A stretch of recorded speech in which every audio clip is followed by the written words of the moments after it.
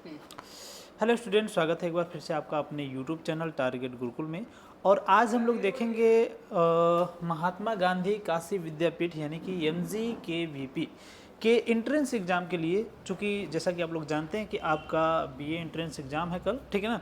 तो उसी के लिए ये वीडियो प्रोवाइड कराया जा रही है। हिस्ट्री के टॉप 50 क्वेश्चंस हैं इसमें, और ये बहुत ही इंपॉर्टेंट वीडियो होने वाली है, ठीक है ना। तो चलिए इस वीडियो को स्टार्ट करेंगे और एक एक क्वेश्चंस को हम लोग कॉन्सेप्ट के साथ डिस्कस करेंगे, ठीक है ना। कुछ इंपॉर्टेंट फैक्ट भी जानेंगे, कुछ जानकारियाँ जो हमारे लिए बेहद ज़रूरी है उसको हम लोग जानेंगे, ठीक है ना। तो चलिए स्टार्ट करते हैं, आगे देखते हैं कौन से क्वेश्चंस हैं और क्वेश्चंस को हम लोग किस प्रकार से देख सकते हैं, ठीक है। चलिए यहाँ पे आपका जो पहला क्वेश्चन है, पहला क्वेश्चन दे रहा है कि निम्नलिखित में से कौन नंद वंश का अंतिम शासक था। देखिए नंद वंश का अंतिम शासक था, ये आपका प्राचीन इतिहास से है बाबू, प्राचीन इतिहास से है, ठीक है ना। प्राचीन इतिहास से ये क्वेश्चन है, ठीक है। चूँकि हम लोग यहाँ पे तीनों हिस्ट्री यानी कि प्राचीन, मध्यकालीन और जो आपका मॉडर्न यानी कि आधुनिक भारतीय इतिहास है, सबसे क्वेश्चंस देखेंगे जो मोस्ट इंपॉर्टेंट क्वेश्चन है, ठीक है ना। तो ये जो क्वेश्चन है ये सब के सब प्राचीन भारत के इतिहास में जाते हैं, ठीक है ना। निम्नलिखित में से कौन नंद वंश का अंतिम शासक था। Who among the following was the last rulers of Nand dynasty. तो आपका सही आंसर हो जाएगा घनानंद, ठीक है ना। घनानंद के बारे में थोड़ा सा जानकारी कर लेते हैं बाबू। ये जो घनानंद थे ये महापद्मानंद के पुत्र थे। क्या थे? पुत्र थे, या उत्तराधिकारी कह सकते हैं हम लोग, उत्तराधिकारी थे, ठीक है ना, उत्तराधिकारी, ठीक है। अब एक चीज़ जानिए कि ये जो नंद वंश है, ठीक है ना, नंद वंश है, इसकी स्थापना किसने की थी? तो महापद्मानंद ने की थी। और ये नंद वंश की एक तरीके से कह सकते हैं इसको डिफीट करने का काम, इसको ख़त्म करने का, हराने का काम जो किया था वो चंद्रगुप्त मौर्य ने किया था। किसने किया था? चंद्रगुप्त मौर्य ने। चंद्रगुप्त मौर्य ने क्यों किया भाई? इनके क्यों ज़रूरत पड़ गई, इनको क्यों ज़रूरत पड़ गई इसको डिफीट करने का या फिर इनको हराने का, जो कुछ भी है, ठीक है। तो कारण ये था कि एक व्यक्ति थे जिनका नाम था कौटिल्य। कौटिल्य भी हम लोग कहते हैं, चाणक्य भी कहते हैं और विष्णुगुप्त भी इनको कहा जाता है। कौटिल्य थे, और कौटिल्य उस समय के बहुत विशेषज्ञ थे, दार्शनिक थे, ऋषि मुनि भी थे, ठीक है ना। तो उसी समय जो सिकंदर था, विश्व विजेता सिकंदर, उसका आक्रमण हुआ था। तो कौटिल्य को ये एहसास हो गया था कि अगर सिकंदर भारत में आक्रमण कर दिया, ठीक है, तो भारत का अस्तित्व खत्म कर सकता है, भारत में तहस नहस कर सकता है। तो उसी को हराने के लिए ये गए थे यहाँ पे घनानंद के पास। कौन गए थे? तो ये जो है कौटिल्य गए थे, ठीक है। इन्होंने कहा कि देखो भैया, वो सिकंदर आ रहा है और ये हमारे साथ ये ऐसे सिचुएशन हो सकते हैं, भारत को काफ़ी नुकसान हो सकता है, ठीक है, क्योंकि वो लगभग सारे देशों को जीतता हुआ आ रहा है, ठीक है। तो सारे देशों को जीतता हुआ आ रहा है, इसका मतलब क्या है? इसका मतलब यह है कि हमको भी हरा सकता है, ठीक है। तो ये ऐसे कंडीशन में ये जो है जाते हैं इनके पास, लेकिन ये बेइज्जती करके भगा देते हैं, इनको बेइज्जती करके भगा देते हैं और कहते हैं कि अब हम राजा हैं, और ये आकर के हमको बुद्धि दे रहे हैं, समझा रहे हैं राजपाट कैसे करना है, हमको देखना है, ठीक है ना। तो इन्होंने अपनी बेइज्जती को बर्दाश्त नहीं किया और फाइनली क्या किए थे?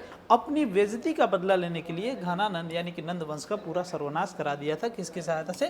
चंद्रगुप्त मौर्य की सहायता से। और चंद्रगुप्त मौर्य के ये प्रधानमंत्री के रूप में भी नियुक्त किए गए थे, प्रधानमंत्री के रूप में नियुक्त किए गए थे, प्रधानमंत्री, ठीक है। तो ये भी आपको याद रखना है, ठीक है, ओके।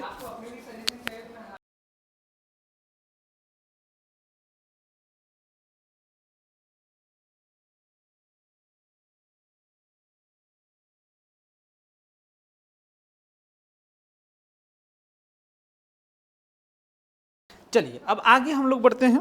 तो थोड़ी टेक्निकल इशू थी तो हम उसको जो है देखने गए थे, ठीक है। चलिए आगे बढ़ जाते हैं बाबू, आगे अगला जो क्वेश्चन है उसको देख लेते हैं, ठीक है। नेक्स्ट है आपका क्वेश्चन नंबर 2। कह रहा है कि कुल कितने वेदांग है? कुल कितने वेदांग है बाबू? तो कुल आपके 6 वेदांग है। कितने वेदांग है? 6 वेदांग है, ठीक है ना। अब एक चीज़ समझना है, देखिए कल्प निरुक्त ज्योतिष छंद व्याकरण, ठीक है।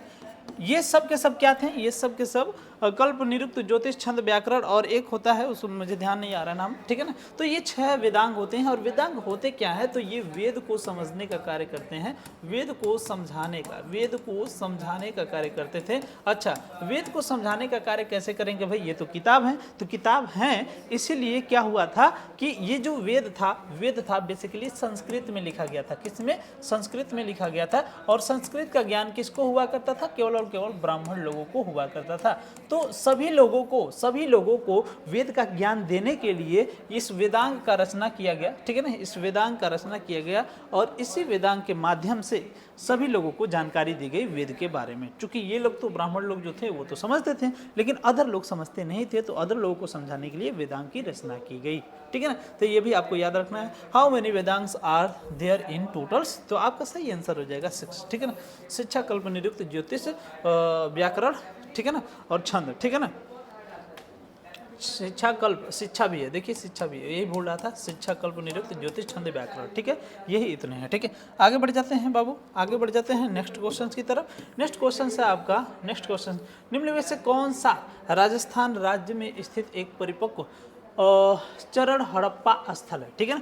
ये जो है सिंधु घाटी सभ्यता से है बाबू, ठीक है। तो राजस्थान में बाबू है कालीबंगा, क्या है, कालीबंगा। कालीबंगा जो है ये क्यों मशहूर है, कालीबंगा काली चूड़ी के लिए मशहूर है, काली चूड़ी। और जितने भी मेकअप के सामान, मेकअप का मतलब समझते हैं आप लोग, मेकअप का मतलब ये होता है जो सौंदर्य प्रसाधन है, सौंदर्य प्रसाधन, ठीक है ना।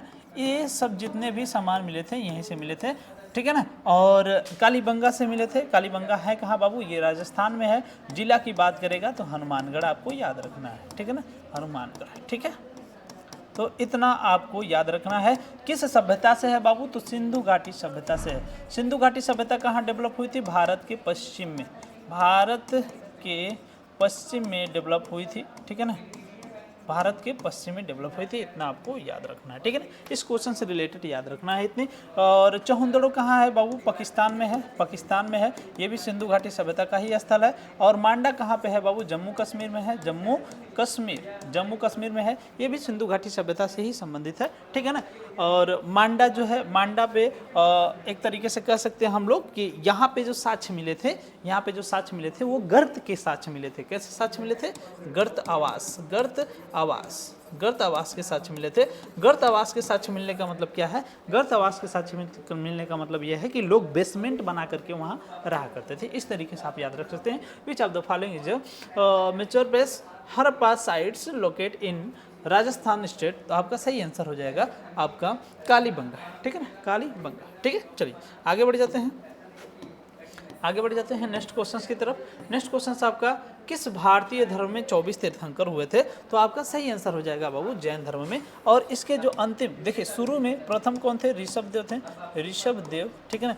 ये कहाँ से संबंधित थे बाबू, ये अयोध्या से संबंधित थे, और एक चीज़ याद रखिए, इसमें 24 तीर्थंकर हुए, जिसमें सबसे अंतिम जो हुए थे वो हुए थे आपके महावीर स्वामी, ठीक है ना, महावीर स्वामी। इन सभी के बारे में थोड़ा थोड़ा आप लोग पढ़ लीजिएगा ताकि आपको कोई दिक्कत ना हो, इससे रिलेटेड क्वेश्चन है। अगर इस धर्म की बात करें बुक की, तो आगम नामक पुस्तक जो है इस धर्म की बहुत इंपॉर्टेंट है, ये भी क्वेश्चन पूछता है। बौद्ध धर्म की बात करें तो गौतम बुद्ध इसके क्या थे, गौतम बुद्ध जो है इसके संस्थापक थे, ठीक है ना। गौतम बुद्ध इसके क्या थे, संस्थापक थे, इतना याद रखना है आपको, ठीक है ना। और सिख तो आप लोग जानते ही हैं, ठीक है। क्वेश्चन जो पूछा था क्वेश्चन का आंसर हमने दे दिया, कुछ उसके बारे में जो डिटेलिंग थी उसको भी बता दिया।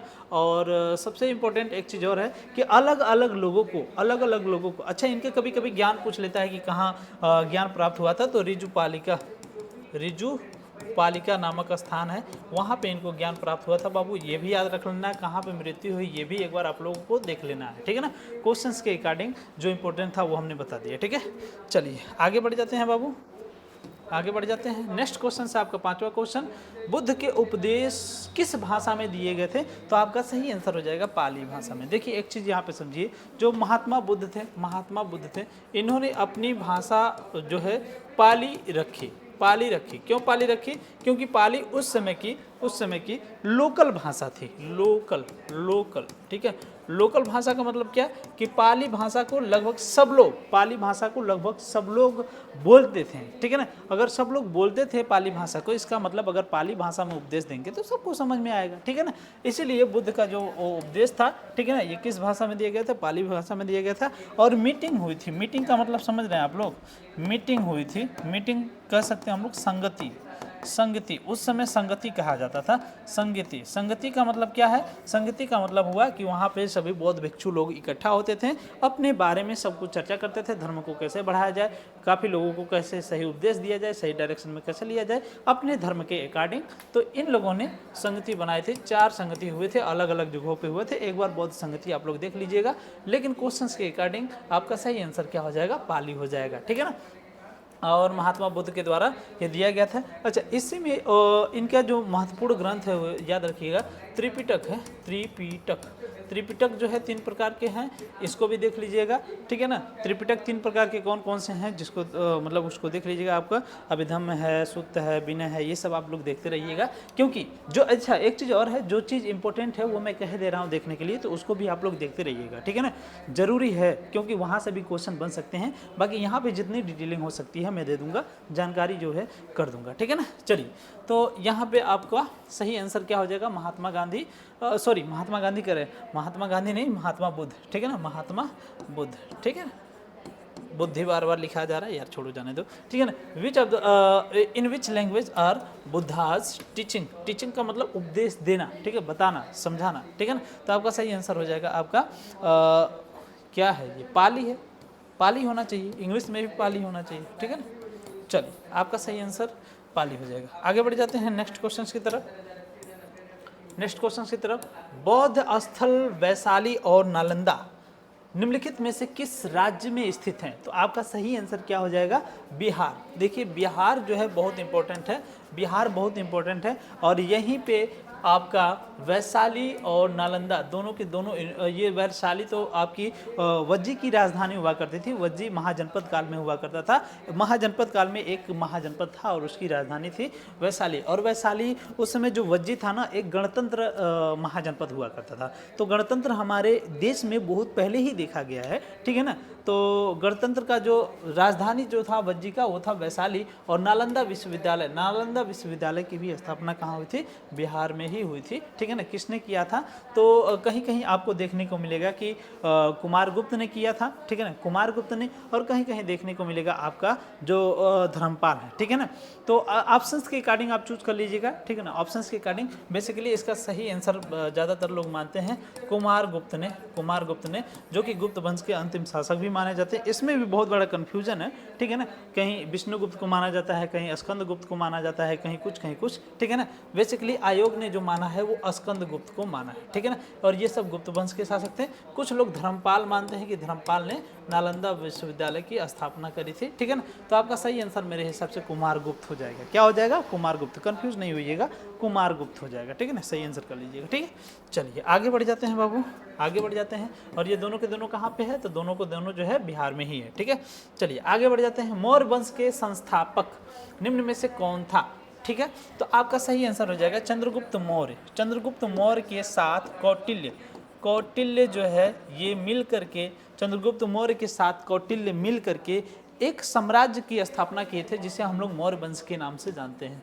किसके नाम से, मौर्य वंश, ठीक है ना। और मौर्य वंश का सबसे पहला जो शासक था वो चंद्रगुप्त मौर्य था। और चंद्रगुप्त मौर्य का जो पुत्र था वो था बिंदुसार, ठीक है ना। कौन था, बिंदुसार। और बिंदुसार का जो पुत्र था वो था अशोक। और अशोक के जो पुत्र थे वो थे बृहदत्त मौर्य। और अशोक के शासनकाल में ही कलिंग का युद्ध लड़ा गया था 261 ईस्वी के आसपास में, ठीक है ना। अब एक चीज़ और जान लीजिए कि इस युद्ध के बाद इनका जो है अशोक का मतलब धर्म परिवर्तन हो गया। धर्म परिवर्तन इसलिए हो गया क्योंकि उनका मन परिवर्तन हो गया। उन्होंने युद्ध में बहुत ढेर सारी लाशें बिछा दी थी, और ये लाशें देख करके बेचारा डिस्टर्ब हो गया और बोला कि आज के बाद मैं युद्ध की नीति को छोड़ करके धर्म की नीति को अपनाऊंगा, ठीक है। तब जाकर के इन्होंने बौद्ध धर्म की एक तरीके से अपना मतलब बौद्ध धर्म को इन्होंने अपना लिया। बौद्ध धर्म को अपनाने के बाद बौद्ध धर्म का प्रचार प्रसार करना शुरू कर दिया और लोगों को शिक्षा देने लगा। और इन्होंने स्तंभ लेख भी लिखवाए। कई प्रकार के लेख होते हैं, ठीक है ना, स्तंभ लेख हो गया, अभिलेख हो गया, पता नहीं क्या क्या होता है, बहुत प्रकार का होता है, ठीक है ना। तो उसको भी आप लोग देख लीजिएगा, अभिलेख वगैरह। अभिलेख से भी क्वेश्चंस बन सकते हैं, ठीक है ना। तो जो चीज़ मैं बता दूँ उसको आप अलग से भी देख लीजिएगा। बाकी यहाँ पे जितना जरूरी हो सकता है उतना मैं बता दूंगा कम से कम टाइम में, ताकि आपके लेक्चर्स आपको बोरिंग ना करें, ठीक है ना, ये जो लेक्चर्स हैं, ठीक है ना। तो ये आपको देख लेना है कि जो अभिलेख हैं, स्तंभ लेख हैं और भी प्रकार के जो लेख हैं, इनको भी आप लोग देख लीजिएगा। बेसिकली जो खास करके अशोक के जो हैं उन्हें आप देख लीजिएगा, ठीक है ना। तो आपका सही आंसर जो हो जाएगा यहाँ पे चंद्रगुप्त मौर्य हो जाएगा। कौटिल्य को प्रधानमंत्री बनाया गया था चंद्रगुप्त का, और कौटिल्य ने ही स्थापना करी थी। इसके पहले जब हम घनानंद की कहानी बताए थे तो वहाँ पे आपको बता दिए थे। Who among the following was the founders of the Maurya empire. तो आपका सही आंसर यहाँ पे क्या हो जाएगा, चंद्रगुप्त मौर्य, ठीक है ना। आपका बी आंसर सही हो जाएगा, ठीक है। चलिए आगे बढ़ जाते हैं, आगे बढ़ जाते हैं नेक्स्ट क्वेश्चन की तरफ। नेक्स्ट जो क्वेश्चन था आपका 8वां क्वेश्चन है, निम्नलिखित में से किस शासक ने सार्वजनिक स्थानों पर अपनी राजाज्ञाएं स्थापित करवाई थी। देखिए अशोक ने, अभी हमने बताया था, और वही चीज़ यहाँ पे आपको क्वेश्चन के फॉर्म में मिल गया। स्तंभ लेख वगैरह जितने भी हैं, अभिलेख हैं, जितने प्रकार के लेख हैं, सभी को देख लीजिएगा। खास करके अशोक के यहाँ से क्वेश्चन बनते हैं, ठीक है ना। Which of the following rulers got the decrees install in public place, ठीक है ना। तो आपका सही आंसर क्या हो जाएगा, ऑप्शन नंबर सी अशोका, ठीक है। चलिए आगे बढ़ जाते हैं नेक्स्ट क्वेश्चन की तरफ। नेक्स्ट जो क्वेश्चन है आपका, 9 नंबर का क्वेश्चन, बिंदुसार किसका पुत्र था। अभी इसके पहले ही हमने बताया था, तो बिंदुसार चंद्रगुप्त का पुत्र था। किसका पुत्र था, चंद्रगुप्त का पुत्र बिंदुसार था। और बिंदुसार का जो पुत्र था वो था अशोक। चंद्रगुप्त, बिंदुसार किसका पुत्र था, तो चंद्रगुप्त का था। और देखिए चंद्रगुप्त, फिर बिंदुसार, ठीक है ना। और बिंदुसार के बाद अशोक, कौन, अशोक, उसके बाद बृहदत्त, ठीक है ना। और यही जो है अंतिम शासक है, कौन है, अंतिम शासक। अब एक चीज और मैं बता दूं आपको, ये जो अंतिम शासक है इसकी हत्या कर दिया था पुष्यमित्र शुंग ने, पुष्यमित्र शुंग ने, ठीक है ना। और बेसिकली शुंग को माना जाता है कि ये ब्राह्मण समुदाय से बिलोंग करते थे, जो पुष्यमित्र शुंग है। और इन्होंने उस समय फिर शुंग वंश की स्थापना की थी। किसकी स्थापना की थी, शुंग वंश की स्थापना, यानी कि जो चंद्रगुप्त का मौर्य वंश है इसके बाद शुंग वंश की स्थापना हुई थी, ठीक है ना। चलिए आगे बढ़ जाते हैं। Who son of the Bindusara, तो आपका सही आंसर क्या हो जाएगा, चंद्रगुप्त मौर्य। यहाँ पे चंद्रगुप्त मौर्य होना चाहिए बाबू, क्योंकि एक चंद्रगुप्त जो है गुप्त वंश में ही है, एक चंद्रगुप्त जो है गुप्त वंश में है, जो कि आगे चल के मिलेंगे, ठीक है ना, जो कि आगे चल के मिलेंगे। शुंग वंश जब खत्म हो जाता है, बीच में थोड़ा सा टाइम गैपिंग होता है, और उसके बाद फिर आपका आता है गुप्त वंश, ठीक है ना। चलिए आगे बढ़ जाते हैं नेक्स्ट क्वेश्चन की तरफ।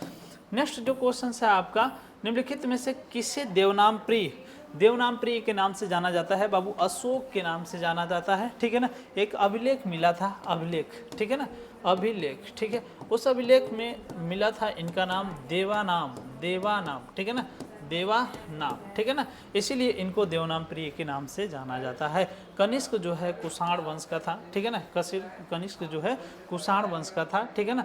अमोघवर्ष और खारवेल, एक बार उसको भी देख लीजिएगा आप लोग, जरूरत पड़ेगा तो बता देंगे, क्योंकि इंपॉर्टेंट क्वेश्चन है, इसलिए ज़्यादातर इधर उधर नहीं ले जाएंगे, वरना आप लोग भी थोड़ा कन्फ्यूज हो जाएंगे, ठीक है। Who among the following is known as the Devanam Priya, ठीक है। तो आपका सही आंसर क्या हो जाएगा, अशोका हो जाएगा, ठीक है। चलिए आगे बढ़ जाते हैं नेक्स्ट क्वेश्चन की तरफ। 11 नंबर का क्वेश्चन है। क्वेश्चन कह रहा है कि निम्नलिखित में से कौन कनिष्क के राजवैद्य थे। तो आपका सही आंसर हो जाएगा चरक, ठीक है ना। चरक जो है ये किसके राजवैद्य थे, कनिष्क के। कनिष्क किस वंश से संबंधित थे बाबू, तो कुषाण वंश से संबंधित थे। और इन्हीं के शासनकाल में बौद्ध संगति भी हुई थी। कमेंट करके बताइएगा कि कौन सी बौद्ध संगति हुई थी, लेकिन मैं सिर्फ आपको इतना बता दे रहा हूँ कि बौद्ध संगति हुई थी, बौद्ध संगति। और एक बार आप कमेंट करके बताइएगा कि कौन सी बौद्ध संगति कुषाण वंश के जो कनिष्क हैं इसके शासनकाल में हुई थी, ठीक है। ये भी बौद्धिस्ट थे, किसके थे, कैसे थे, बौद्धिस्ट का मतलब क्या है कि मतलब ये बौद्ध धर्म से संबंधित है, ठीक है ना। नागार्जुन की बात करें तो ये भी बौद्ध धर्म से संबंधित थे। और इनको जो है भारत का आइंस्टीन भी कहा जाता था, भारत का आइंस्टीन भी कहा जाता था, ठीक है ना, आइंस्टीन। बात समझ में आई। ये भी क्वेश्चन एग्जाम में पूछा है, इसलिए बता दे रहे हैं। पतंजलि जो है, पतंजलि ये योग दर्शन एक तरीके से कह सकते हैं कि योग दर्शन को आगे बढ़ाने का काम किसने किया था? पतंजलि ने। और चरक जो थे ये जो है कुषाण वंश के कनिष्क के वो थे, ठीक है ना। अब एक चीज़ याद रखिएगा, चरक संहिता भी इन्होंने लिखा था, चरक संहिता, जो कि आज चिकित्सा के रूप में या चिकित्सा के क्षेत्र में बहुत बड़ी भूमिका निभाता है। मतलब उस समय का माना जाता है कि चिकित्सा को बढ़ावा देने का कार्य किसने किया था? चरक ने किया था, ठीक है ना। तो इतनी बातें इसमें आप याद रखिएगा, ठीक है, जो कि आपके लिए बहुत जरूरी है, ठीक है। चलिए आगे बढ़ जाते हैं नेक्स्ट क्वेश्चन की तरफ। नेक्स्ट क्वेश्चन से आपका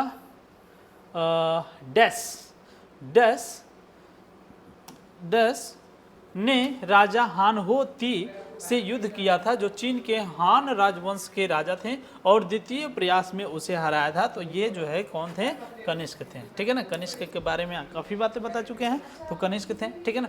और कनिष्क जो वंश थे कुषाण वंश से संबंधित थे। चंद्रगुप्त मौर्य के बारे में बता चुके, मौर्य वंश से संबंधित थे। बिंदुसार चंद्रगुप्त मौर्य का पुत्र था, और बिंदुसार का पुत्र था बाबू अशोक। एक है बिंबिसार और बिंदुसार में क्या अंतर है? बिंदुसार और एक है बिंबिसार, ठीक है ना। बिंबिसार पहले था, बिंदुसार बाद में आया। बिंदुसार मौर्य वंश से संबंधित था, ये हर्यक वंश से संबंधित था, हर्यक वंश से, ठीक है ना। हर्यक वंश, ये दोनों ने मगध के जो मगध साम्राज्य था उस पर शासन किया था, लेकिन पहले शासन करने का काम इसने किया था, बाद में शासन करने का काम बिंदुसार ने किया था। बिंदुसार का पुत्र था अशोक, बिंदुसार का पिता था चंद्रगुप्त मौर्य, ठीक है ना। तो ये मौर्य वंश से संबंधित है, और ये जो है आपके हर्यक वंश से संबंधित है। संबंधित ही नहीं थे, बल्कि हर्यक वंश की स्थापना भी इन्होंने ही करी थी, स्थापना भी इन्होंने ही करी थी, ठीक है ना। तो डैश फॉट किंग हान होती, the king of the Han dynasty of China and defeated in him the second attempt, यानी कि दूसरे प्रयास में हराया था, ठीक है ना।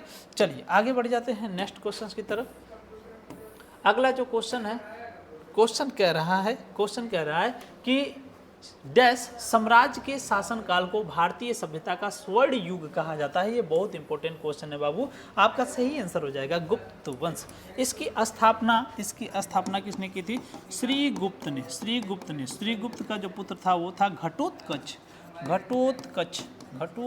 ठीक है ना। उसके बाद आया बाबू चंद्रगुप्त द्वितीय आया, ठीक है, बात समझ में? चंद्रगुप्त द्वितीय, ठीक है। और इसी को इस वंश का वास्तविक संस्थापक माना जाता है, वास्तविक संस्थापक। बात समझ में आ रही है? यही जो है वास्तविक संस्थापक है बाबू, और आपका सही आंसर यहाँ पे गुप्त वंश हो जाएगा। गुप्त वंश के शासनकाल में सोने के सिक्के भी चलाए गए थे, ठीक है ना। हालांकि कुषाण वंश के शासनकाल में भी सोने के सिक्के चलाए गए थे, लेकिन शुद्ध सोने के सिक्के जो है चलाए गए थे जो इसी के शासनकाल में, और सबसे ज़्यादा चलाए गए थे। इसको एक बार क्लियर कर लीजिएगा, ठीक है ना। The reasons of dash empire is called the golden age in India civilization. तो आपका सही आंसर क्या हो जाएगा? आपका वो जो गुप्त वंश यानी कि तीसरा है, ये क्या हो गया? सीक्रेट हो गया। गुप्त का मतलब सीक्रेट, ये सीक्रेट नहीं है बाबू, ये गुप्त ही होना चाहिए, ठीक है ना। GUPT, ठीक है, गुप्ता लिख दीजिए, ठीक है। ये गुप्त वंश ही है, सीक्रेट नहीं है, ठीक है, कंफ्यूज मत होइएगा, ठीक है। क्योंकि वो क्या होता है, कभी कभी टाइपराइटर्स जो है जब चेंज करते हैं Hindi to English, English to Hindi, तो वो जो है चीज़ें चेंज हो जाती हैं अपने अकॉर्डिंग। वो जो गूगल है अपने हिसाब से अपना अर्थ ढूंढ लेता है, ठीक है ना। इन सब चीज़ों से बच के रहिएगा, ठीक है। चलिए आगे बढ़ जाते हैं नेक्स्ट क्वेश्चन की तरफ। नेक्स्ट क्वेश्चन है आपका आर्यभट्ट और कालिदास किस गुप्त शासक के दरबार में रहते थे? यानी कि कौन सा गुप्त शासक था जिसके दरबार में आर्यभट्ट और कालिदास दोनों के दोनों लोग रहते थे, ठीक है ना। तो आपका सही आंसर हो जाएगा चंद्रगुप्त द्वितीय। चंद्रगुप्त द्वितीय बहुत ही महान शासक था, इसको वास्तविक शास्त्र मतलब गुप्त वंश का वास्तविक संस्थापक भी माना जाता है। और एक चीज़ देखिए, ये जो कालिदास हैं, कालिदास ने बहुत से ग्रंथ भी लिखे हैं, तो कालिदास के ग्रंथ को भी याद रखिएगा। सबसे फेमस ग्रंथ है अभिज्ञान शकुंतलम, ठीक है। इसके अलावा और भी बहुत ग्रंथ हैं, इनको याद रखने की आवश्यकता है, क्योंकि कई बार होता है कि एग्जाम में 3 ग्रंथ दे देता है, और 3 ग्रंथ देने के बाद आगे फिर जो है बोलता है इसमें से कौन सा ग्रंथ नहीं है। थोड़ा 1 मिनट, मुझे टेक्निकल इशू लग रहा है, थोड़ा सा हम क्लियर कर लें उसको।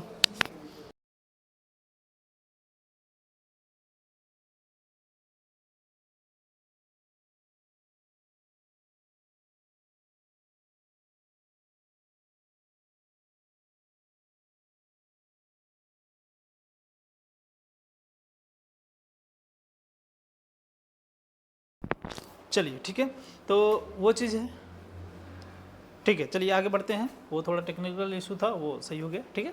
चलिए यहाँ पे देख लेते हैं। तो ये कालिदास के बारे में बता रहे थे। तो कालिदास की जितनी भी रचनाएं हैं बाबू याद रखिएगा, कालिदास की जितनी भी रचनाएं हैं आपको याद रखना है, ठीक है। उसके बाद आर्यभट्ट भी हैं, आर्यभट्ट बहुत इंपॉर्टेंट हैं ये भी, तो इनको भी आपको याद रखना है। चलिए आगे बढ़ते हैं। इस क्वेश्चन का आंसर जो है ऑप्शन नंबर बी हो गया, ठीक है। चलिए आगे बढ़ जाते हैं बाबू। नेक्स्ट क्वेश्चन से आपका राजा शशांक जिनके विरुद्ध हर्षवर्धन ने युद्ध की घोषणा की थी, देश साम्राज्य के शासक थे, यानी कि किस साम्राज्य के शासक थे राजा शशांक। देखिए राजा शशांक जो थे ये गौड़ वंश के शासक थे, और इन्होंने हर्षवर्धन की जो सिस्टर थी जिनका नाम था राजश्री, ठीक है ना, राजवर्धन इनके ब्रदर का नाम था, ठीक है। तो इनकी शादी किसी और घराने में हुई थी, वो भी राजा ही थे, तो उनके घराने में हुई थी। तो हुआ क्या था कि ये जो हर्षवर्धन है, इनकी बहन का नाम राजश्री था, राजश्री, ठीक है। अब इनके पति जो थे, इनके जो पति थे, इनको जो है किसने मार दिया था? राजा शशांक ने मार दिया था। किसने मार दिया था? राजा शशांक ने मार दिया था, ठीक है। अब उसके बाद राज्यवर्धन जो थे, राज्यवर्धन, ठीक है ना, राज्यवर्धन जो थे, इन्होंने जा करके ये शशांक को मार दिया, ठीक है ना, शशांक को मार दिया। और शशांक को मारने के बाद फिर शशांक का एक फ्रेंड था जो कि वापस से राज्यवर्धन को मार दिया। तो जब राज्यवर्धन सीट पर से हट गए तब जाकर के हर्षवर्धन जो है उस पर सीट पर ग्रहण हुए। और एक चीज़ और याद रखना है कि इनको पहली बार हराने का जो काम किया था वो किया था पुलकेशिन द्वितीय। पुलकेशिन द्वितीय था, ये दक्षिणी वंश का, चालुक्य वंश का शासक था, चालुक्य वंश का, ठीक है। तो ये भी आपको याद रखना है, ये भी चीज़ें आपको याद रखना है जो कि हर्ष से संबंधित है। हर्ष के ही शासनकाल में एक व्यक्ति आया था जिसका नाम था वेन सोंग। ये चाइनीज यात्री था, वेन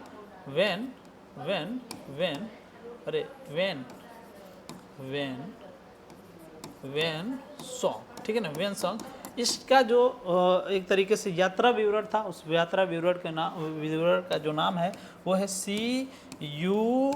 की, ठीक है ना, CUK के नाम से जाना जाता है इसकी यात्रा वृत्तांत को, ठीक है ना। तो इतनी बातें आपको इससे रिलेटेड याद रखनी है, इतनी बातें आपको इससे रिलेटेड याद रखनी है, ठीक है ना। चलिए इतना मुझे लगता है क्लियर हो गया होगा। थोड़ा सा पानी वानी पी लें, उसके बाद फिर से हम लोग आगे बढ़ते हैं।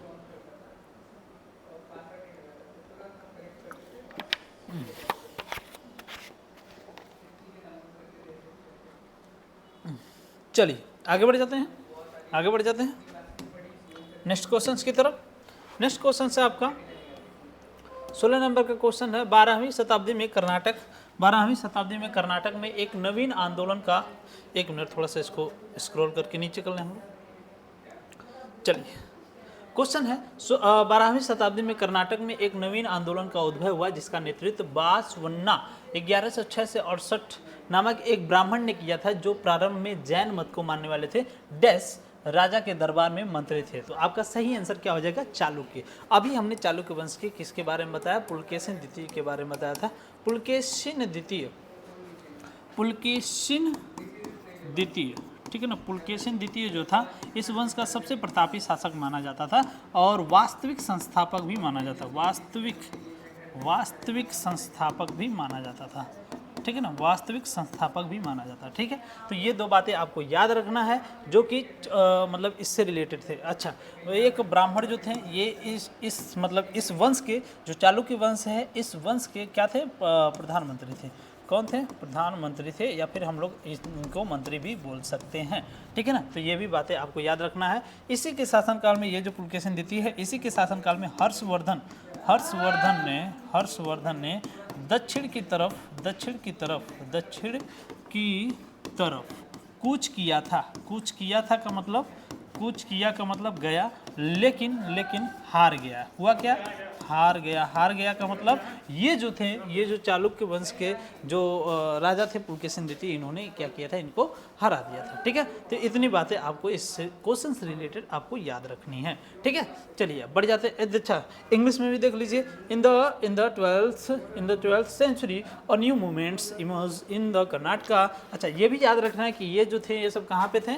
कर्नाटक। कर्नाटक कहाँ दिया हुआ भाई? यहाँ से कर्नाटक में। कर्नाटक दक्षिण में थे है, तो ये भी आपको याद रखना है। कभी कभी क्वेश्चन में ये भी पूछ देता है। ठीक है ना, एकदम सिंपल क्वेश्चन पूछ देगा, कहाँ पे ये स्टेब्लिश हुआ था? जैसे जो चालुक्य वंश है कहाँ पे स्टेब्लिश हुआ था? भारत के किस एरिया में स्टेब्लिश हुआ था, या फिर एक तरीके से अस्तित्व में आया था? तो इस तरीके से भी क्वेश्चन पूछ देगा तो गड़बड़ हो जाएगा। तो याद रखना है आपको ये भी चीज़ें। ठीक है ना, तो कर्नाटका इन विच वाज लेड बाय अ ब्राह्मण नेम्ड बसवन्ना 1106 यानी कि 1106 and 68 who was the initially of followers of the Jainism and lived in the courts of Dash was a minister in। ठीक है ना, तो आपका सही answer option number B Chalukya हो जाएगा। ठीक है, चलिए अब आगे बढ़ जाते हैं नेक्स्ट क्वेश्चंस की तरफ। नेक्स्ट क्वेश्चंस की तरफ बढ़ जाते हैं। नेक्स्ट क्वेश्चन है आपका बलबन ने दिल्ली के निम्नलिखित सुल्तानों में से किसके शासनकाल के दौरान वास्तविक शक्तियां प्राप्त की थी? तो आपका सही आंसर हो जाएगा नासिरुद्दीन महमूद शाह। आपका सही आंसर हो जाएगा नासिरुद्दीन महमूद शाह। ये कौन था? तो ये जो है रजिया सुल्तान का भाई था। रजिया सुल्तान। ठीक है ना, रजिया सुल्तान एक पहली भारतीय शासिका भी रही। पहली भारतीय शासिका। ठीक है ना, शासिका, और पहली मुस्लिम शासिका भी रही। मुस्लिम शासिका भी, मुस्लिम। ठीक है ना, मुस्लिम शासिका। अच्छा, एक चीज और याद रखना है, ये जो है इल्तुतमिश की पुत्री थी। इल्तुतमिश की पुत्री थी। इल्तुतमिश जो था ये कुतुबुद्दीन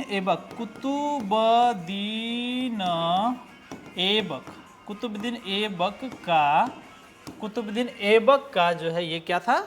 गुलाम था। ठीक है ना, तो कुतुबुद्दीन ऐबक के बाद कौन आया? इल्तुतमिश आया। इल्तुतमिश के बाद काफ़ी जद्दोजहद हुआ। कई बार रजिया को सुल्तान बनाया गया। इसके बाद इनके भाइयों को कई बार हटाया गया, फिर बैठाया गया। और इल्तुतमिश ने ही एक गठन दल किया था जिसको हम लोग चालीसा दल के नाम से जानते हैं। चालीसा दल का मतलब क्या है कि इसमें 40 सरदार हुआ करते थे, जिसमें एक जो है बलबन भी हुआ करता था। तो जो बलबन था, इसने जैसे ही मतलब इसके शासन काल में, मतलब इसके हाथ में सत्ता है, तुरंत ही इसने क्या किया? चालीसा दल को, यानी कि जो चालीसा दल था इसको डिफीट कर दिया, खत्म कर दिया। ठीक है ना, चालीसा दल को खत्म कर दिया और वास्तविक शासक बन बैठा। ठीक है ना, चलिए Balban acquires real powers during the regions of which of the following सल्तनत इन दिल्ली। ठीक है ना, तो आपका सही आंसर हो जाएगा यहाँ पे ऑप्शन नंबर डी। ठीक है ना, नासिरुद्दीन महमूद शाह। अब एक चीज जानिए, ये सल्तनत काल था। सल्तनत। ठीक है ना, इसके बाद जो आता है, मतलब वो है, चूंकि ये भी सब मुस्लिम थे। ठीक है ना, लेकिन इन लोगों को मुस्लिम, ये भी लोग मुस्लिम थे, लेकिन इन लोगों को बादशाह नहीं कहा जाता था। ठीक है ना, इन लोगों को सुल्तान कहा जाता था, सुल्तान। ठीक है ना, लेकिन जैसे ही बाबर आता है भारत में और बाबर ने मुगल वंश की स्थापना करी, तो बाबर के बाद से लोगों को बादशाह कहा जाने लगा। ठीक है ना, बाबर के बाद से लोगों को बादशाह कहा जाने लगा। इतनी बातें आपको याद रखनी है इस क्वेश्चन से रिलेटेड। ठीक है ना, चलिए आगे बढ़ जाते हैं नेक्स्ट क्वेश्चन की तरफ।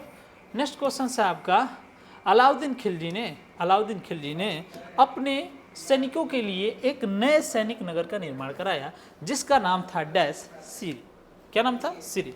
अब एक चीज ध्यान दीजिए, आपको एक चीज और आपको ध्यान देना है, ये जो सीरी है ना, ये शहर था केवल और केवल सैनिकों के लिए। पहली बार सैनिकों को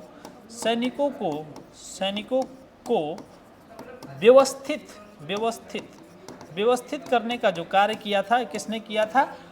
अलाउद्दीन खिलजी ने। अलाउद्दीन खिलजी किस वंश का था? तो खिलजी वंश का ही था। खिलजी वंश का शासक था अलाउद्दीन खिलजी। खिलजी वंश की स्थापना किसने की थी? तो जलालुद्दीन खिलजी ने। ठीक है ना, जलालुद्दीन खिलजी ने। अब इसने जो है बाजार नियंत्रण प्रणाली को स्थापित किया, अलग अलग विभाग बनाए, उस विभाग को भी आप लोग देख लीजिएगा, जिसको मैं कह रहा हूँ एक बार देख लीजिएगा, ठीक है ना, कि कौन सा विभाग था, किस विभाग में काम करता था, उस विभाग का मुख्य कौन था, ये भी आप लोग थोड़ा सा देख लीजिए। बाकी जितना ज़रूरत है उतना मैं यहाँ पे बता दे रहा हूँ, ठीक है ना। बाजार नियंत्रण, ठीक है।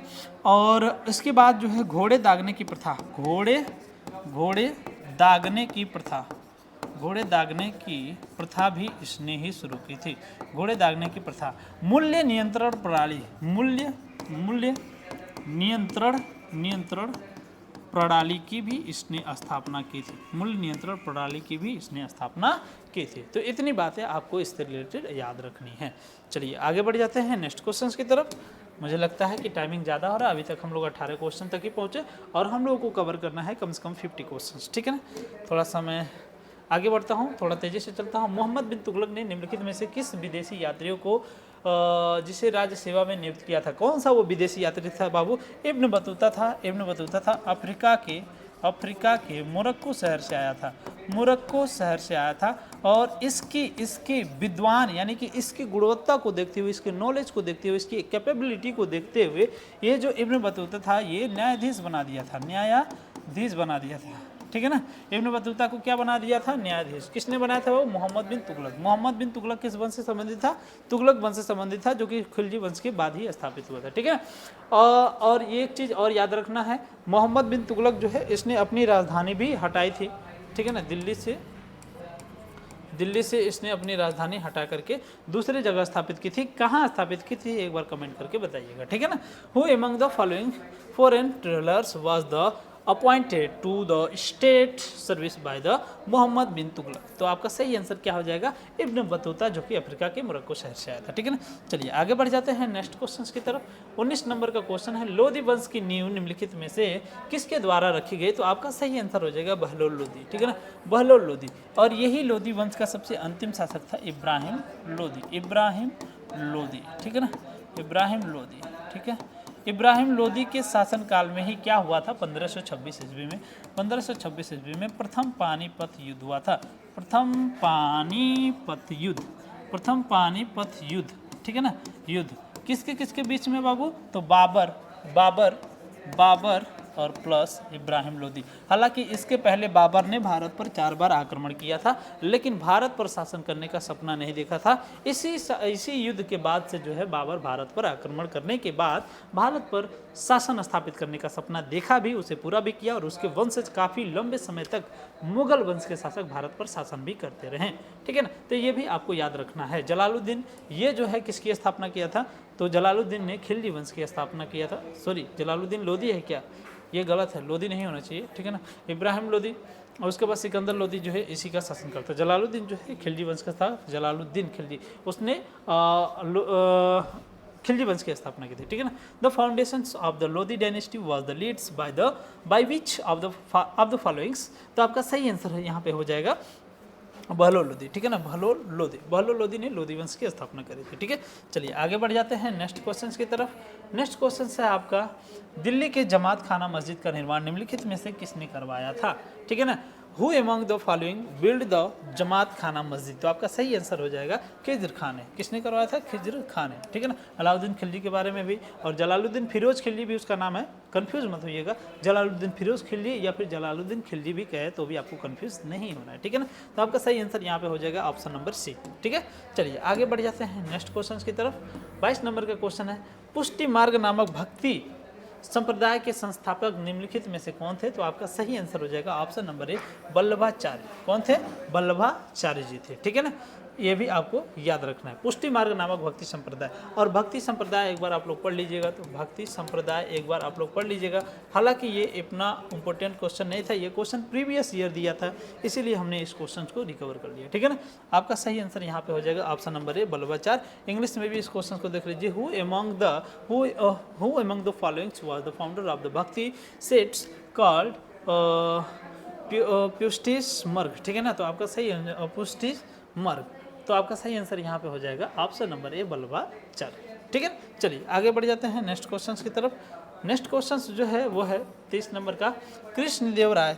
कृष्णदेवराय जिन्होंने 1509 से 1529 तक विजयनगर पर शासन किया, किस राजवंश से संबंधित थे? बाबू ये तुलु वंश से संबंधित है। और एक चीज़ मैं बता दूं, ये जो विजयनगर साम्राज्य है इस पर स्थापना जो कृष्णदेवराय ने किया, इन्होंने जो शासन किया था, तो कृष्णदेव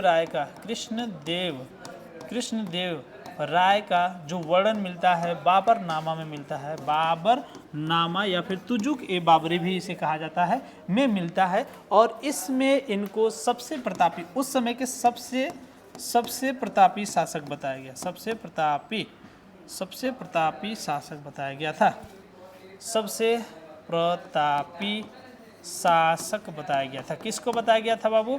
तो सबसे प्रतापी शासक कृष्णदेवराय को बताया गया है। किस में बताया गया है? तो बाबरनामा में बताया गया है। बाबरनामा जो है बाबर का ही जन्म, एक तरीके से कह सकते हो उसका जीवन परिचय, ठीक है ना, या फिर उसका पूरा जीवनी है, ठीक है। चलिए, Krishnadevaraya ruled Vijayanagar from the 5009 and 5029 belonged to which dynasty? तो आपका सही आंसर हो जाएगा तुलु डायनेस्टी, ठीक है ना। चलिए आगे बढ़ जाते हैं नेक्स्ट क्वेश्चन की तरफ।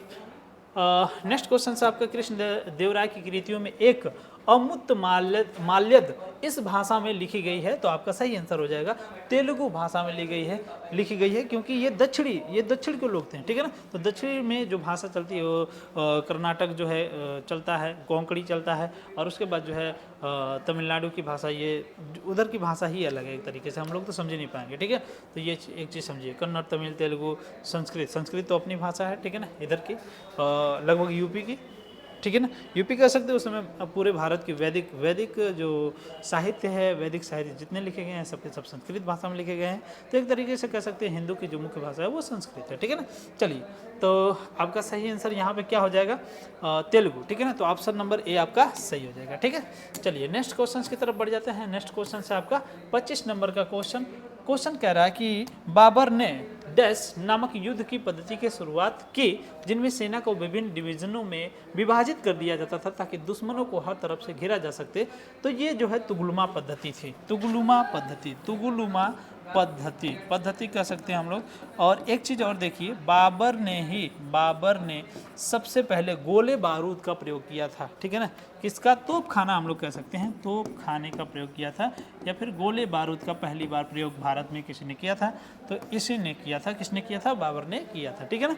तो Babar introduced the war system of the cult dash is in which of the army was divided into different divisions so that the enemies could be surrounded from all sides, ठीक है ना, यानी कि चारों तरफ से घेरा जा सके, surrounded all side, ठीक है ना। तो आपका सही आंसर हो जाएगा तुगलुमा पद्धति, ठीक है ना, तुगलुमा सिस्टम कह सकते हैं, ठीक है ना, इंग्लिश में, ठीक है। चलिए आगे बढ़ जाते हैं। हुमायूं के उत्तराधिकारी डैश का जन्म हुमायूं के निर्वासन काल में हुआ था और वह उत्तराधिकारी 13 वर्ष का था तब उसके पिता की मृत्यु हो गई थी। तो आपका सही आंसर क्या हो जाएगा? अकबर। अकबर का ही तो पुत्र था, हुमायूं का ही तो पुत्र था अकबर, और अकबर की मृत्यु हुमायूं की मृत्यु तभी हो जाती है जब यह 13 वर्ष का था। और ये जो है किसके संरक्षण में शासन करता रहा अकबर, ये एक बार कमेंट करके बताइएगा, ठीक है ना। बाकी एक महिला भी थी, उनके संरक्षण में भी ये शासन करता रहा, उनका भी नाम आप दोनों लोग कमेंट करके बताइएगा, दोनों लोगों का नाम कमेंट करके बताइएगा कि कौन वो थे जिनके संरक्षण में अकबर ने शासन किया, या फिर कौन वो थी जिनके संरक्षण में अकबर ने शासन किया था। इसने बहुत से कार्य किए, जो जरूरी है वो बताएंगे, ठीक है ना। चलिए आगे बढ़ जाते हैं। Humayun's successors death was born during the Humayun's exiles and his father's death when the successor was 13 years old, ठीक है ना। तो आपका सही आंसर ऑप्शन नंबर ए हो जाएगा। ऑप्शन नंबर ए का मतलब हो जाएगा अकबर, ठीक है ना। चलिए आगे बढ़ जाते हैं नेक्स्ट क्वेश्चन की तरफ। नेक्स्ट क्वेश्चन क्या है? 27 नंबर का क्वेश्चन है। नेक्स्ट क्वेश्चन है आपका, निम्न में से किस मुगल शासक के बारे में ऐसा माना जाता है कि उसने अपने ससुर एतमाद उद दौला के प्रभाव में शासन किया था? तो आपका सही आंसर हो जाएगा जहांगीर। अच्छा, जहांगीर के शासनकाल में ही अंग्रेज लोग भारत में आया था ट्रेड यानी व्यापार की अनुमति इन्हीं के शासनकाल में प्राप्त हुई थी और अंग्रेजों को, और इन्हीं के शासनकाल से फिर वापस से भारत में धीरे धीरे अंग्रेज और भी जितने भी यूरोपीय शक्तियाँ थी वो भारत में एंटर करने लगी, और भारत में एंटर ही नहीं की बल्कि भारत पर वर्चस्व स्थापित करने का और लगभग 200 से 250 साल तक शासन करने का कार्य ब्रिटेन ने किया है, लंदन ने किया, ये आप लोग सब लोग जानते हैं, ठीक है ना, ब्रिटेन कह सकते हैं हम लोग, और बहुत ही तबाही मचाए। हालांकि आगे हम लोग पढ़ेंगे जब 1857 की क्रांति वगैरह पढ़ेंगे, ठीक है ना। चलिए, तो ये हो गया आपका क्वेश्चंस नंबर 27, ठीक है ना, 27 नंबर का questions. In which of the following Mughal ruler is believed to have the ruled under the influence of his father in law Itmad ud Daula. तो आपका सही आंसर ऑप्शन नंबर ए हो जाएगा, ठीक है ना। चलिए नेक्स्ट क्वेश्चन की तरफ बढ़ जाते हैं। नेक्स्ट क्वेश्चन से आपका शेर शाह सूरी द्वारा जारी किया गया चांदी का सिक्का क्या कहलाता था। तो आपका सही आंसर हो जाएगा रुपया, और यही रुपया का प्रयोग आज हम लोग भी करते हैं, जो कि शेर शाह सूरी ने जारी किया था, ठीक है ना। What was the silver coins issued by the Sher Shah Suri is called. तो आपका सही आंसर हो जाएगा रुपया, ठीक है ना। अच्छा, कौन कौन से शासक ने किस किस चीज़ों का रुपये के संबंध में, मुद्रा के संबंध में क्या क्या जारी किया, इसको भी आप लोग थोड़ा सा देख लीजिएगा। मुद्रा के संबंध में कौन कौन किसने किसने क्या क्या जारी किया था, इसको भी आप लोगों को देख लेना है, क्योंकि वो भी बहुत इंपॉर्टेंट है, ठीक है ना। चलिए आगे बढ़ जाते हैं। नेक्स्ट क्वेश्चन से अकबरनामा अबुल फजल द्वारा डैश खंडों में रचित अकबर के शासनकाल का इतिहास है। तो आपका सही आंसर हो जाएगा 3, ठीक है ना, 3 हो जाएगा। 3 पार्ट्स में डिवाइड है अकबरनामा, अबुल फजल द्वारा इसका रचना किया गया था। अकबर ने दीन इलाही धर्म की स्थापना भी करी थी। हालांकि अकबर का जीवन काल पढ़ेंगे तो बहुत से क्वेश्चन बनेंगे, लेकिन सभी क्वेश्चंस की हमें आवश्यकता नहीं है। हमें सिर्फ इतने क्वेश्चंस की आवश्यकता है कि हम अपना एग्ज़ाम निकाल सकें। तो अपना एग्ज़ाम निकालने के लिए जो इम्पोर्टेंट क्वेश्चन है, जो प्रीवियस ईयर एग्ज़ाम में क्वेश्चन आए हैं, जिस तरीके के क्वेश्चन आए हैं, सिर्फ उन्हीं क्वेश्चंस को लिया गया है, ठीक है ना। चलिए आगे बढ़ जाते हैं। 29 नंबर का क्वेश्चन है। अब हम लोग बढ़ जाते हैं 30 नंबर के क्वेश्चन पे। 30 नंबर का क्वेश्चन है कि शाहजहां का ज्येष्ठतम पुत्र का क्या नाम था। तो शाहजहां का जो सबसे ज्येष्ठतम पुत्र था वो कौन था, वो था दारा शिकोह। अब एक चीज़ जान लीजिए, थोड़ा सा इन लोगों की प्रशासनिक, देखिए ध्यान दीजिए, मुगल काल का प्रशासनिक, ठीक है, आर्थिक, राजनीतिक और सामाजिक,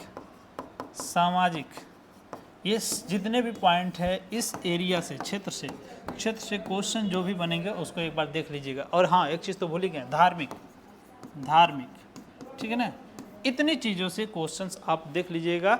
आर्थिक, प्रशासनिक, राजनीतिक, सामाजिक और धार्मिक, ये 4-5 पॉइंट है, यहाँ से क्वेश्चन बनते हैं। तो कुछ क्वेश्चन देख लीजिएगा। जैसे अकबर ने दिन इलाही धर्म की स्थापना की थी, अकबर के शासनकाल में तुलसीदास थे।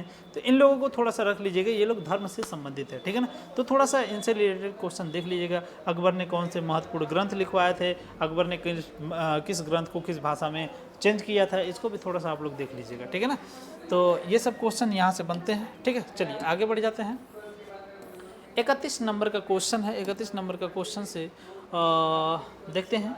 दारा शिकोह अंततः उत्तराधिकार के युद्ध में सामूगढ़ की लड़ाई में डैश से हार गया। तो औरंगजेब से हार गया, और औरंगजेब एक तरीके से कट्टर मुस्लिम था, ठीक है ना। औरंगजेब के बारे में थोड़ा सा देख लीजिएगा, क्योंकि औरंगजेब के लगभग लड़ाई जो हुई थी, अगर हिंदू की बात करें तो मराठाओं से हुई थी और दक्षिण भारत में कई लोगों से हुई थी, और उसी समय अंग्रेज का भी बोलबाला था, ठीक है ना। तो यहाँ से भी क्वेश्चंस बनते हैं, थोड़ा सा आप इसको देख लीजिएगा, ठीक है।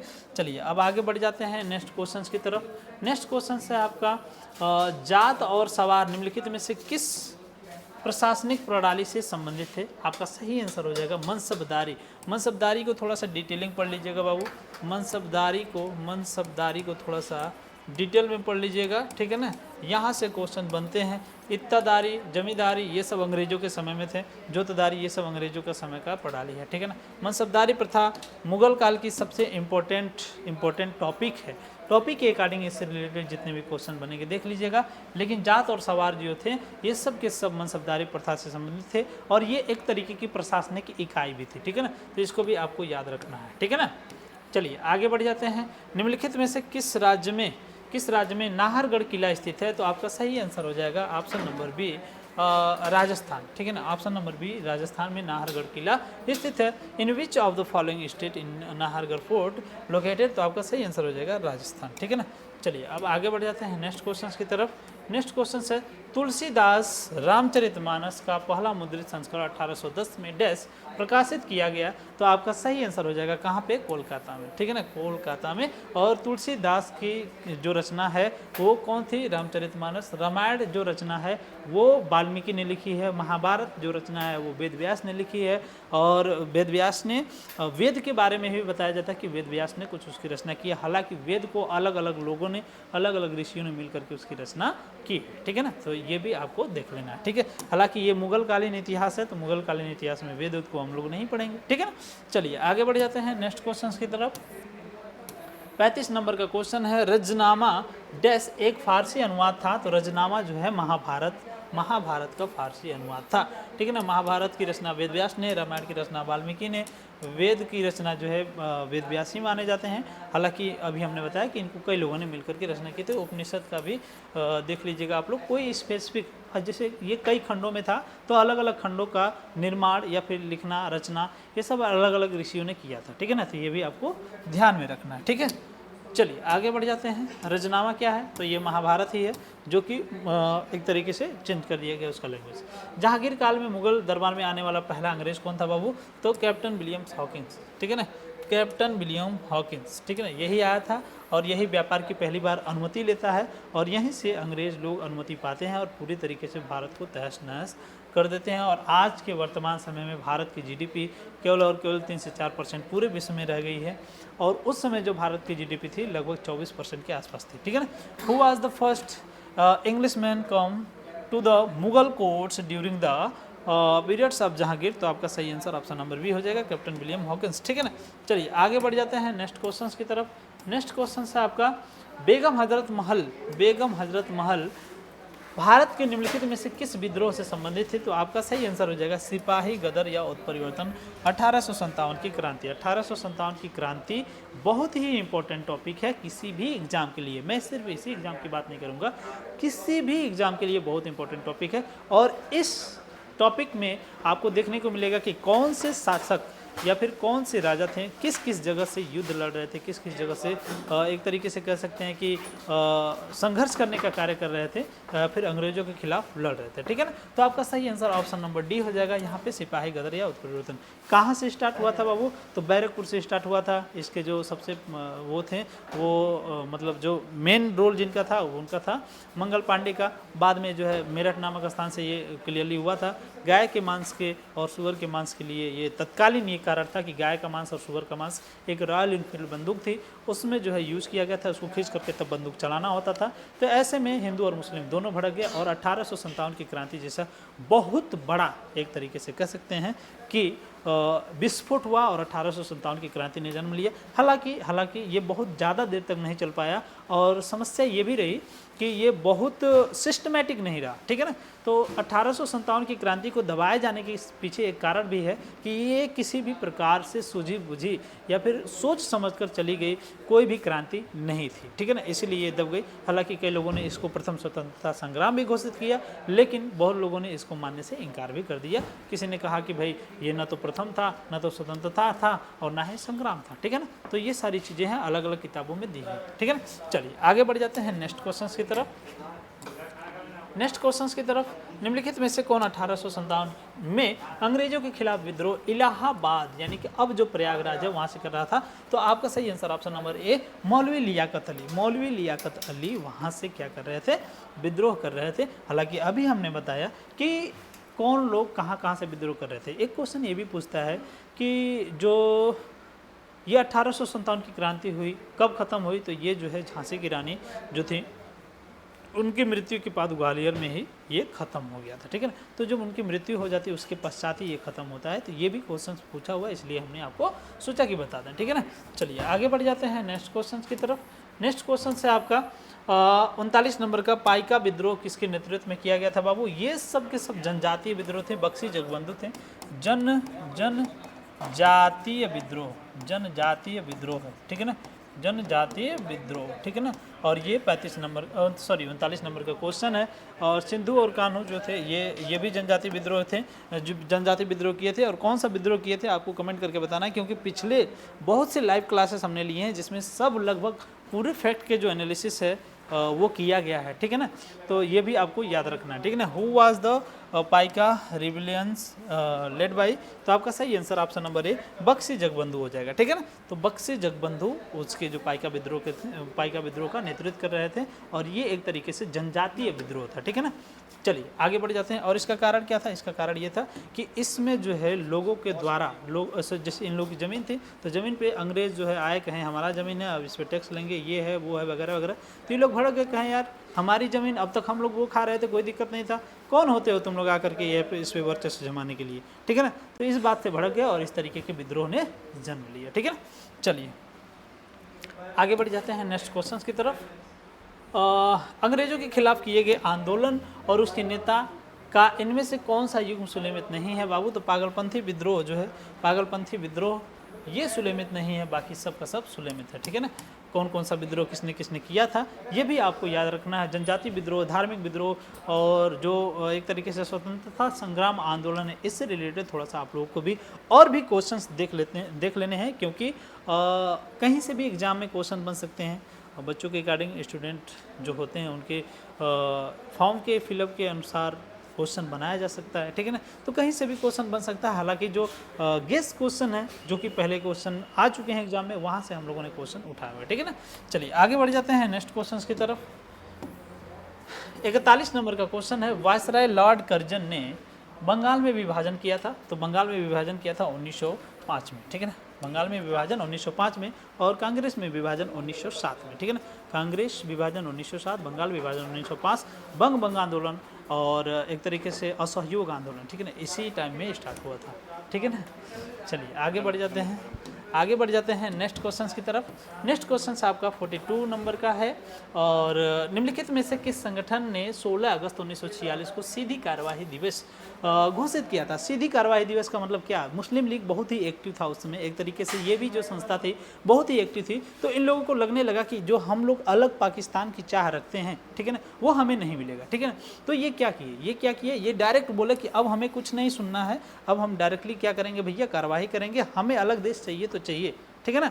तो ये एक तरीके से कांग्रेस के खिलाफ भी, और ब्रिटिश, तो चूंकि ब्रिटिशों की चाल थी, ठीक है ना, ब्रिटिश की चाल थी जो कि इसमें शामिल थी, ठीक है ना। तो मुस्लिम लीग एक तरीके से अपना वर्चस्व जमाने के लिए एक तरीके से ये जो सीधी कार्यवाही दिवस को एक तरीके से मोटिव बना लिया था, या फिर कह सकते हैं कि एक अलग देश बनाने की मांग करी थी और बोला कि अब हमें देश चाहिए तो चाहिए, ठीक है ना। तो उस तरीके का ये था। स्वराज पार्टी भाई कांग्रेस ने बनाई थी 1939 में, और ये देखिए 1929 में, सॉरी 39 हमने बोल दिया, 1929 में बनाया था। और इसी समय हम लोग गणतंत्र दिवस के रूप में इसको जो है स्वराज जो पार्टी थी, इसका जो मतलब इन्होंने जो अपने स्वराज की मांग की थी, ठीक है ना, 1939 में, उसी समय इन्होंने अपने आप को स्वतंत्र घोषित भी कर दिया था। तो उसी दिन को हम लोग 26 जनवरी के नाम से मनाते हैं, यानी कि गणतंत्र दिवस के नाम से मनाते हैं, ठीक है ना।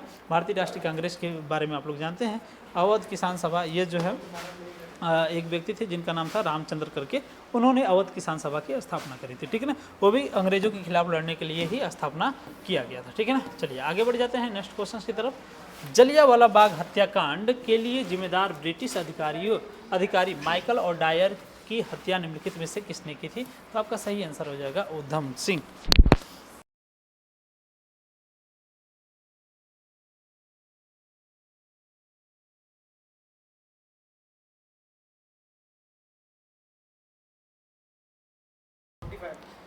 चलिए ठीक है, तो यहाँ पे आपका सही आंसर हो जाएगा उधम सिंह, ठीक है ना। उधम सिंह आपका सही आंसर हो जाएगा, ठीक है।